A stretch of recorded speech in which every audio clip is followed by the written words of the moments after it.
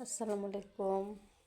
তো আমরা ঘুরতে গেছিলাম সবাই মিলে, ভাবলাম আপনাদের সাথে শেয়ার করি। তো এখানে আমার দুই ভাই ছেলে আছে, এখানে আমার নন্দের মেয়ে আছে। তোরা মানে অনেক বাহানা ধরছে যে ঘুরতে যাবে, তো কোথায় যাওয়া যায়। তা আমাদের এখানে ঢাকার ওখানে তামান্না পার্ক আছে, আমরা ওইখানে চলে গেছিলাম। তো দেখেন ওরা কত আনন্দ করতেছে।